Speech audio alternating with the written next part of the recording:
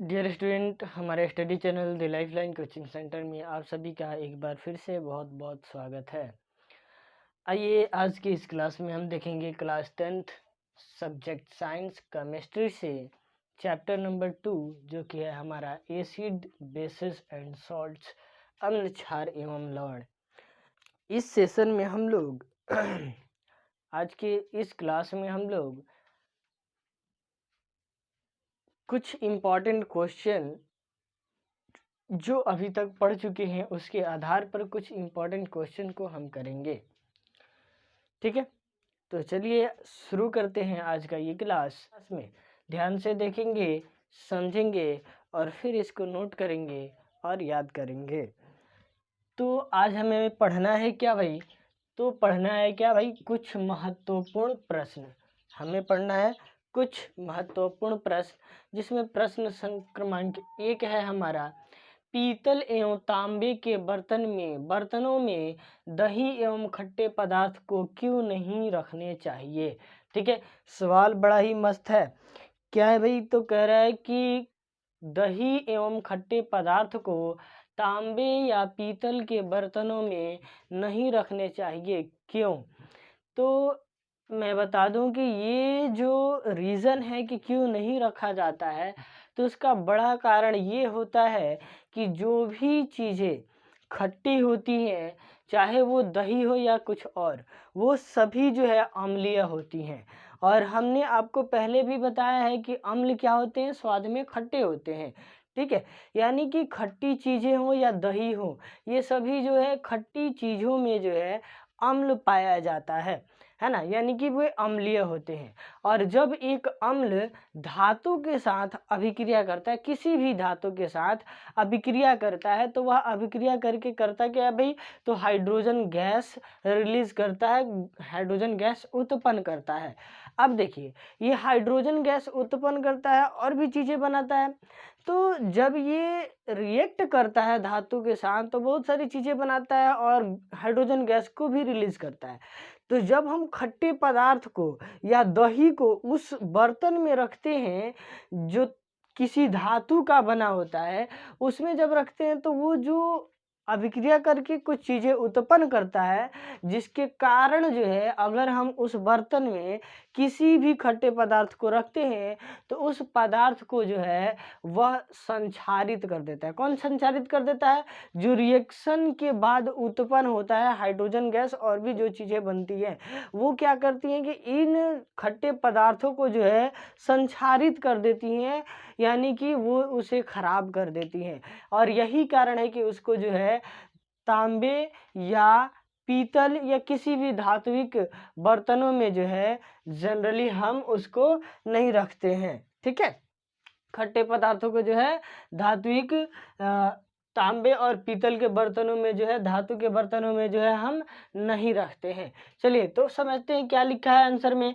कह रहा है कि दही एवं खट्टे पदार्थ अम्लीय होते हैं, जो धातु से अभिक्रिया कर हाइड्रोजन गैस देते हैं, जिसके कारण यदि दही या खट्टे पदार्थ को तांबे या पीतल के बर्तन में रखने पर उत्पन्न पदार्थ से अभिक्रिया कर यह संक्षारित हो जाता है, अर्थात कि खराब हो जाता है, अर्थात दही को खराब कर देता है या किसी भी खट्टे पदार्थ को खराब कर देता है। इसीलिए तांबे या पीतल के बर्तनों में खट्टे पदार्थ को नहीं रखा जाता है। क्लियर है?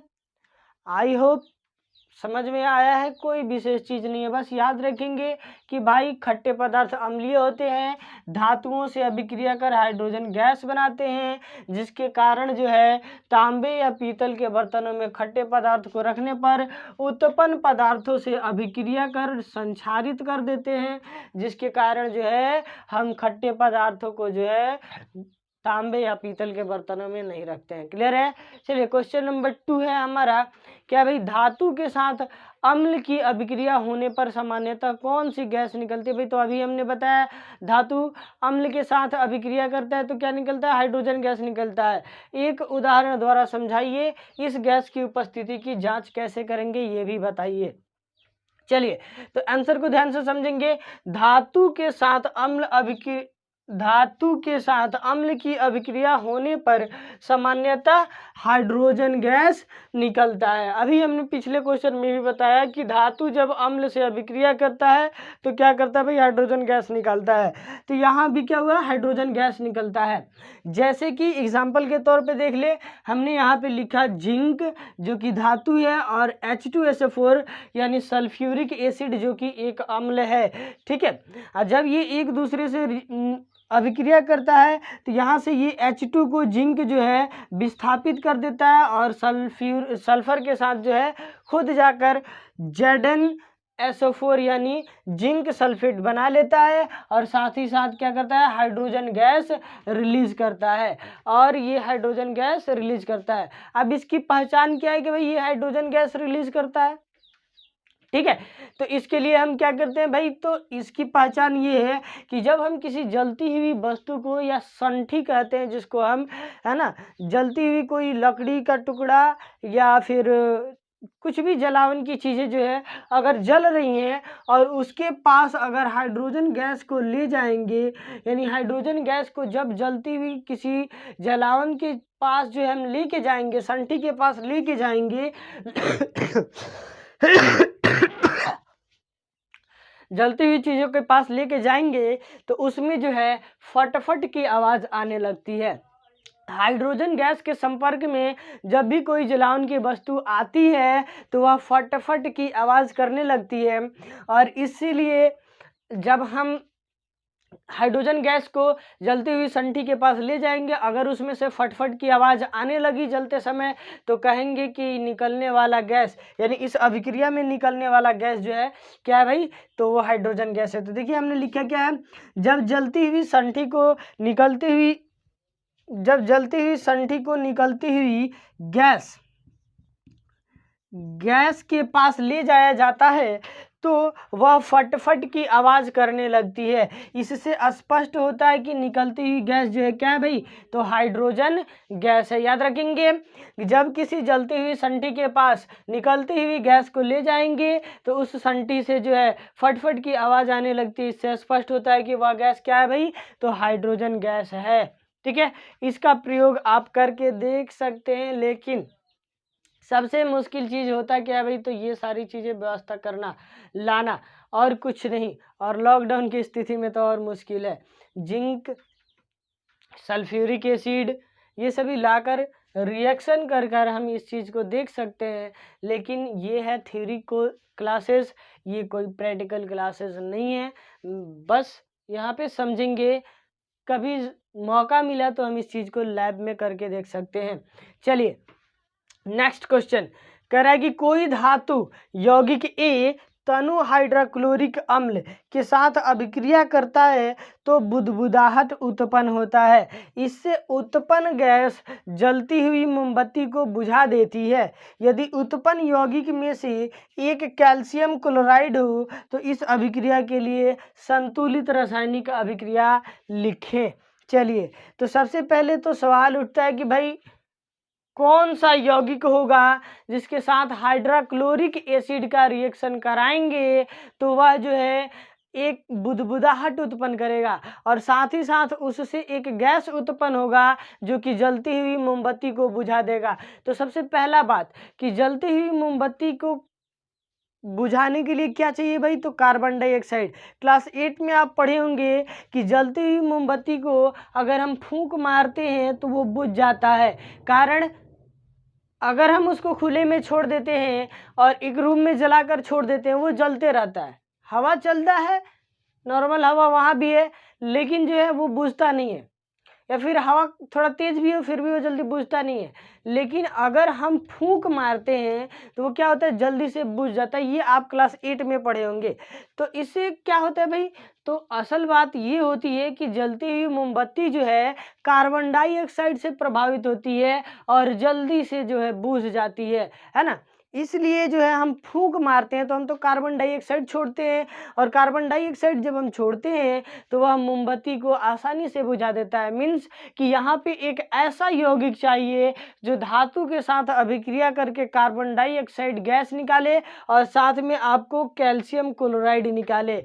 तो कैल्शियम क्लोराइड निकालने के लिए तो कौन सा यौगिक चाहिए, तो देखिए हमने यहाँ पे लिखा है calcium carbonate CaCO3। Calcium carbonate एक ऐसा यौगिक है जिसके साथ अगर हम HCl यानी हाइड्रोक्लोरिक एसिड का रिएक्शन करवाएंगे तब जाके ये क्या बना देगा भाई हमारा, तो कैल्शियम क्लोराइड CaCl2 क्या बना देगा, CaCl2। देखिए यहाँ पे बनाया ना ClCl2, तो कैल्शियम क्लोराइड बना देगा और साथ ही साथ रिएक्शन करके CO2 यानी कि कार्बन डाइऑक्साइड गैस निकाल देगा। कार्बन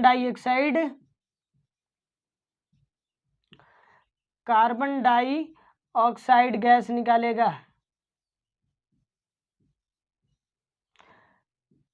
ठीक है, तो यहाँ पे बन गया आपका कैल्शियम क्लोराइड और साथ ही साथ कार्बन डाइऑक्साइड गैस।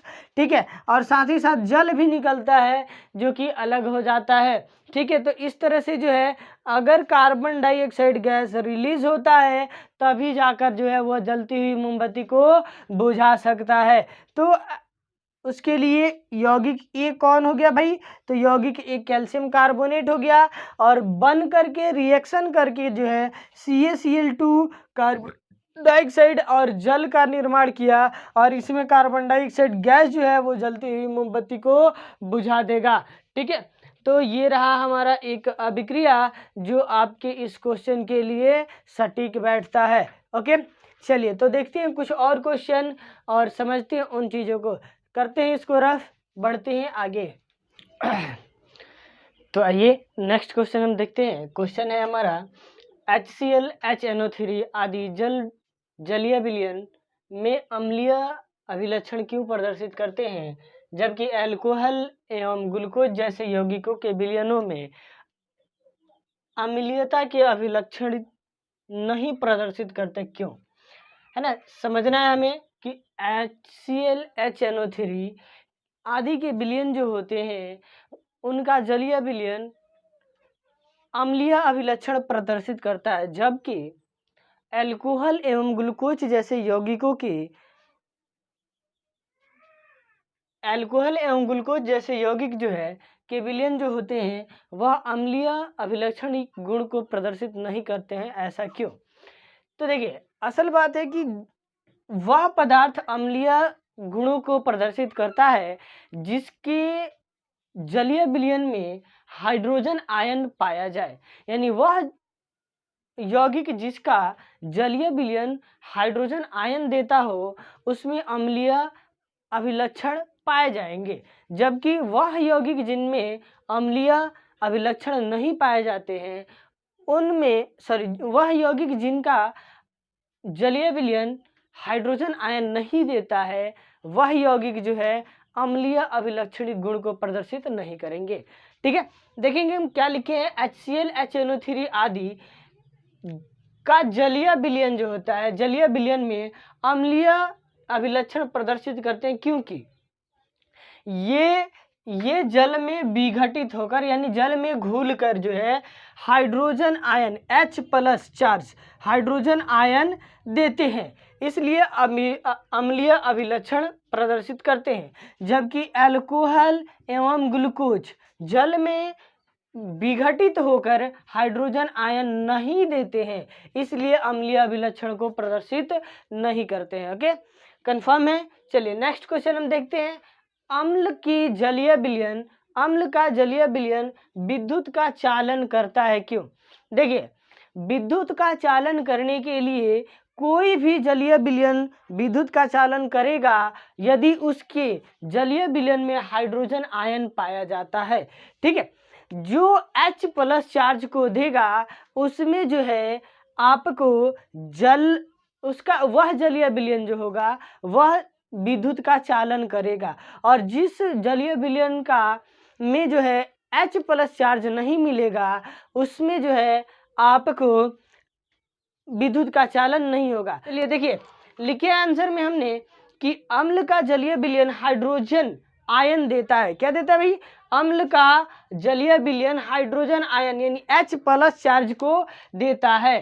ठीक है, यही कारण है कि अम्ल का जलीय विलयन विद्युत का सुचालक होता है। ठीक है, अम्ल का जलीय विलयन जो है हाइड्रोजन आयन देता है। यही कारण है कि जलीय विलयन जो है विद्युत का सुचालक होता है, और जो विद्युत का सुचालक होगा अर्थात कि वह विद्युत का चालन करेगा। याद रखेंगे, अम्ल का जलीय विलयन जो है हाइड्रोजन आयन देता है और इसी कारण से जो है इसका जलीय विलयन विद्युत का चालन करता है। नेक्स्ट क्वेश्चन है हमारा, शुष्क हाइड्रोक्लोरिक गैस शुष्क लिटमस पत्र के रंग को नहीं बदलता है, क्यों?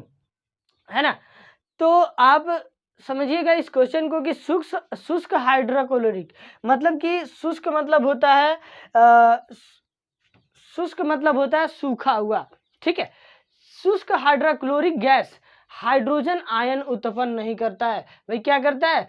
शुष्क हाइड्रोक्लोरिक गैस जो होता है वह H+ चार्ज को नहीं देता है, यानी H+ चार्ज आयन यानी हाइड्रोजन आयन जो है वह उत्पन्न नहीं करता है, इसलिए जो है वह अम्लीय गुण को प्रदर्शित नहीं करता है। जिसमें जो है जिसका जो भी पदार्थ जो है अगर हाइड्रोजन आयन नहीं देगा मीन्स कि वह अम्लीय गुण को प्रदर्शित नहीं करेगा, ठीक है। और शुष्क लिटमस पत्र के रंग को नहीं बदलता है। कारण है भाई, जब वह अम्लीय गुण को प्रदर्शित नहीं करेगा तो वह किसी भी लिटमस पत्र पे कोई प्रभाव नहीं डालेगा। अगर वह अम्ल होता तो जाकर के जो है नीले लिटमस पत्र को लाल कर देता, और लाल होता अगर लिटमस पत्र तो उस पर कोई प्रभाव नहीं डालता। तो असल है कि शुष्क हाइड्रोक्लोरिक गैस जो होता है हाइड्रोजन आयन उत्पन्न ही नहीं करता है, और यही कारण है कि वह अम्लीय गुण को प्रदर्शित नहीं करता है और लिटमस पत्र के रंग को नहीं बदलता है, ठीक है। चलिए नेक्स्ट क्वेश्चन है हमारा, अम्ल को तनुकृत करते समय यह क्यों अनुशंसित किया जाता है कि अम्ल को जल में डालें न कि जल को अम्ल में? देखिए ये एक बहुत अच्छा सवाल है। कह रहा है कि भाई अगर अम्ल को तनुकृत करना है, ठीक है, तनुकृत करना है तो तनुकृत करते समय क्या किया जाए, यानी कि जल को अम्ल में डाला जाए या अम्ल को जल में डाला जाए। अम्ल और जल जब एक साथ मिलेंगे तब जाके जो है अम्ल तनुकृत हो पाएगा। तो भाई बात है कि जल को अम्ल में डाल दें या अम्ल को जल में डाल दें, किसको डालें, ठीक है। तो समझिएगा बात को, बहुत अच्छा चीज़ है ये। कह रहा है कि देखिए अम्ल जनरली जो होते हैं, एसिड जनरली जो होते हैं वह खतरनाक होते हैं। देखिए कुछ एसिड जो होते हैं जैसे कि नींबू का रस, वो भी अम्ल है, तो वो ज़्यादा इफेक्टिव नहीं होते हैं। बट मैं बात कर लूँ सल्फ्यूरिक एसिड जैसे कि तेजाब, हाइड्रोक्लोरिक एसिड, ये सभी एसिड जो है जनरली खतरनाक होते हैं। आप तेजाब के बारे में बहुत अच्छे से समझते होंगे। अगर तेजाब किसी भी व्यक्ति के किसी शरीर के एक अंग पे या किसी भी जगह पे पड़ जाए तो वहाँ जला सकता है, ठीक है। तो ये तो आपको पता है, और वही कारण है, देखिएगा हमने क्या लिखा है कि अम्ल बहुत ही खतरनाक होता है। जब अम्ल को जल में मिलाया जाता है तो काफ़ी ज़्यादा ऊष्मा उत्पन्न होती है। क्या उत्पन्न होती है जी भाई? तो ये ऊष्मा उत्पन्न करता है, ठीक है। जब अम्ल को जल में मिलाया जाए या जल को अम्ल में मिलाया जाए या अम्ल को जल में मिलाया जाए, दोनों में से किसी को जो मिलाइएगा ना, अम्ल को जल में या जल को अम्ल में मिलाइएगा तो उसमें क्या होगा कि ऊष्मा उत्पन्न होगी और बहुत अधिक मात्रा में ऊष्मा उत्पन्न होती है। इसीलिए अम्ल को जो है हमेशा धीरे धीरे लगातार हिलाते हुए यानी शेक करते हुए जो है, इसको हिलाते हुए जो है जल में डालना चाहिए। याद रखेंगे कि अम्ल क्या होता है भाई? खतरनाक होता है, और जब भी अम्ल और जल एक साथ मिलते हैं तो अधिक मात्रा में ऊष्मा उत्पन्न होती है। इसलिए हमेशा ध्यान ये रखना है कि अम्ल को जल में डालते समय हमेशा धीरे धीरे जो है अम्ल को जल में डालें। ये नहीं कि एक बाइक से पूरा अम्ल जो है जल में हम डाल सके, ऐसा नहीं, धीरे धीरे डालें और लगातार थोड़ा सा उसको हिलाते हुए डालें, ठीक है। और जल में डालना चाहिए। हमेशा याद रखिए कि अम्ल को जल में डालें हिलाते हुए धीरे धीरे, ठीक है। अब देखिए कारण क्या है कि जब जल को अम्ल में नहीं डाला जाए, तो देखिए यहाँ पे हमने पैराग्राफ चेंज करके लिखा कि जब जल को अम्ल में डाला जाता है, रीजन समझ लीजिए क्यों जो है कि अम्ल को जल में डाला जाए, जल को अम्ल में न डाला जाए। तो जब जल को अम्ल में डाला जाता है तो अधिक ऊष्मा उत्पन्न होती है। भाई अभी हमने बताया कि अम्ल और जल मिलेंगे ऊष्मा उत्पन्न होगी, तो जल को अब अम्ल में डाला जा रहा है फिर भी जो है अधिक ऊष्मा उत्पन्न होगी। ऊष्मा उत्पन्न होने के कारण जो है वह जब हम जल को अम्ल में डालेंगे तो वो तेजी से जो है उछाल मार सकता है और छलक करके जो है ये हो सकता है कि वो हमारे शरीर पे आ जाए या आसपास में खड़े किसी व्यक्ति के शरीर पे चल जाए या किसी भी वस्तु पे पड़ जाए। तो जब तेजाब छलक कर या कोई भी एसिड खतरनाक एसिड है, जब उसको हम उसमें जल डालेंगे ज़्यादा ऊष्मा उत्पन्न होगी, वह तेज़ी से उछाल मारेगा और छलक करके जो है अगर बाय द वे हमारे बॉडीज़ पे या किसी और के बॉडी पे पड़ जाता है तो वह व्यक्ति क्या हो सकता है, जल सकता है। जल सकता है माने कि ये पानी वाला जल नहीं, जल सकता है ना, ठीक है, आप समझ रहे हैं कि जल सकता है। इसलिए जो है कभी भी अम्ल को जो है तनुकृत करते समय हमेशा याद रखेंगे कि अम्ल को जो है जल में डालेंगे और धीरे धीरे हिलाते हुए जो है अम्ल को जल में डालेंगे। उम्मीद करते हैं कि ये 4 क्वेश्चन और पीछे के 3 क्वेश्चन 7 क्वेश्चन आपको पूरे अच्छे तरह से समझ में आ चुके होंगे। चलिए आज के लिए इतना ही, मिलते हैं अगले क्लास में कुछ और इम्पोर्टेंट क्वेश्चन के साथ। तब तक के लिए जय हिंद।